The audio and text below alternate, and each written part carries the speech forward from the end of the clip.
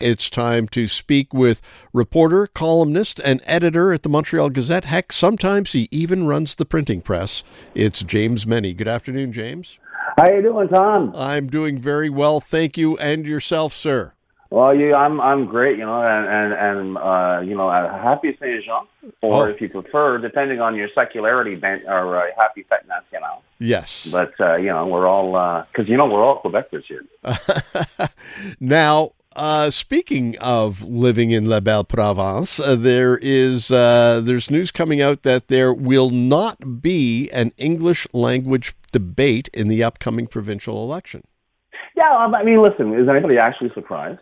Lest we forget, and the genesis of this is the CAQ and the PQ refused to do an English one, even though their leaders are quite accomplished in English. They're quite bilingual. Yeah. But listen, Christine Fréchette, Premier of Quebec, heads a government where policy is there's too much English being spoken in downtown Montreal. There's too much English being spoken in downtown Montreal, Tom. Okay? So what kind of a headset, what kind of a head game, what kind of a psychology do you have to actually be able to say that not once but at least twice publicly and essentially get away with it? Say something so profoundly stupid and then think everyone is going to forget about it when you're sucking up to try and get the naval bank that comes to Montreal. Here's the Premier of Quebec going, well, we speak all kinds of languages, English and whatever. People are trying English. It's just marvelous. So, really, I'm not surprised. And quite frankly, I think most of our listeners now, and let's face it, the 20% or so of the population, non-Francophone population, does speak and understand French. Mm-hmm. I want to hear what these people have to say from the source. I don't want it to go through some filter. I don't want them to pretend that they like us because they don't. I don't want them to pretend that, don't worry, you protect your institutions. In independent Quebec, the first thing you'll see is the tentative erasure of anything English in Quebec will just become government policy. That's for sure. Mm-hmm. So you know what? Let's stop playing around here. And quite frankly, let's just make sure. I hope that our newsrooms, that are our guardians of democracy, will be very, very diligent. Never mind the dog and pony show, the vaudeville, the hour and a half vaudeville of a leaders debate.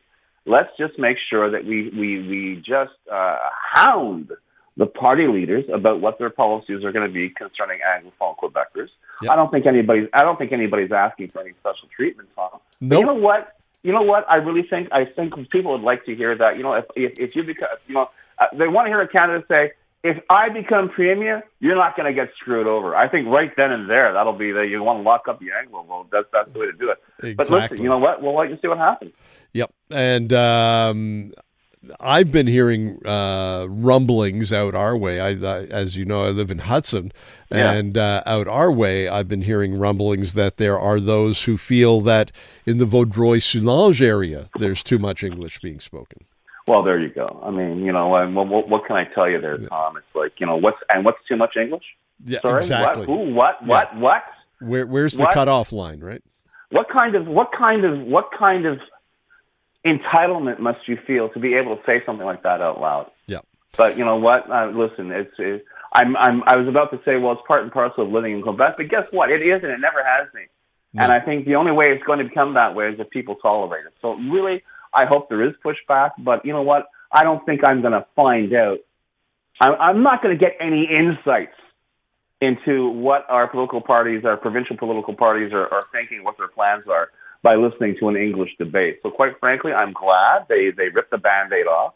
They made it clear they're not interested in engaging in that exercise, specifically the Coalition Avenir Québec and the Parti Québécois. And I'm not surprised at that at all. And we'll just have to see how the next few months will unfold in terms of this campaign and whether indeed a political party, any political party, can really afford in this day and age to turn around and basically say, you know what, you're non-Francophone, you don't count. I'm not entirely sure you can get away with that anymore, Tom. I don't think so either, but you make a good point. Just the decision in and of itself is a statement. Absolutely. And I don't think, I'm sure there are people even texting now, guys, it's furious, it's scandalous. No, it's not. It's utterly unsurprising, and it's utterly expected. Yeah. And remember, that we didn't have one in 2018. 2018, as I recall. Or no, maybe 2022 we didn't have one. But the fact is, you know what? It's not the entire format, quite frankly, of leadership debates, no matter what language they're in, has become a bit quaint in this day and age. But all that to tell you, I don't think the electorate, the Anglophone electorate, the non-Francophone electorate in Quebec, is missing out on anything without an English language debate. Exactly.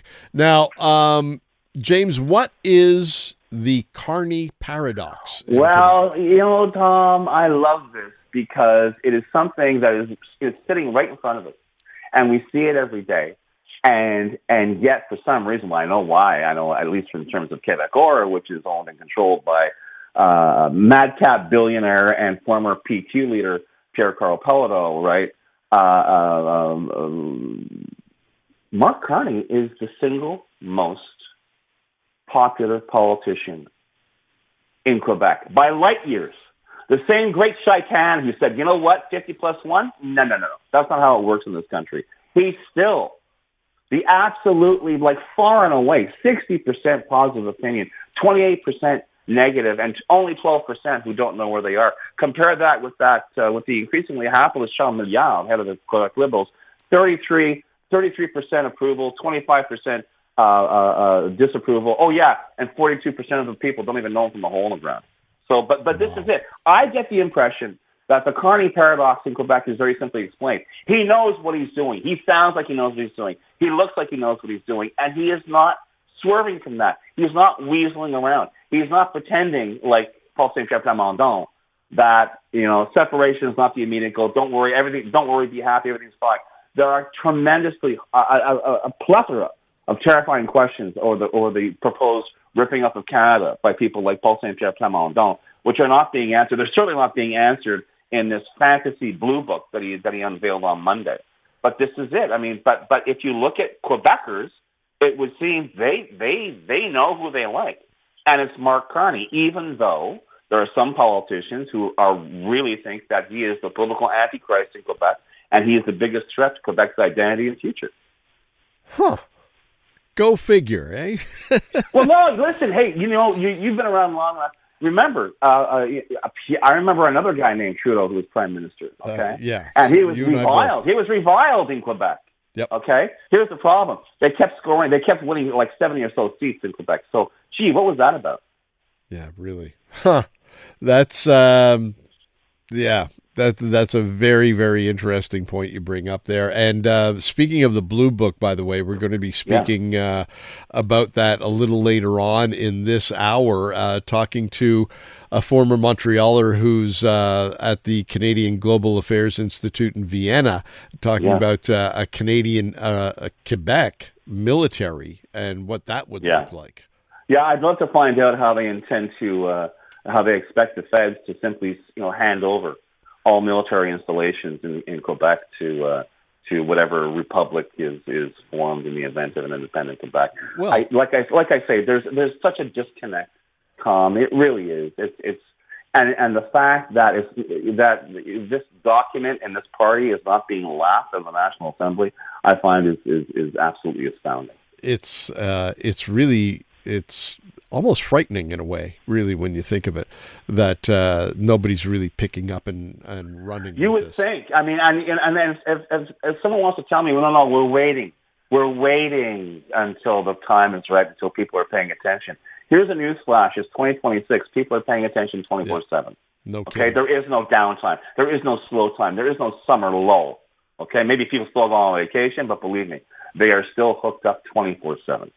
Okay, and you ignore that reality at your peril. Hello, Canada. This is Bryan Adams Radio, hosted by Bryan Adams himself. We'll play a few of mine, a ton of my favorites, and some must-hear behind-the-scenes stories from the world of rock and roll. One thing about doing rock and roll so long is you end up meeting a lot of the people that you admire. Sometimes you even get to work with them. It's only love, and that's all. Bryan Adams Radio. I'm coming back to you. Now available on the free iHeartRadio app. Hey everybody, how are you tonight? Sounds great.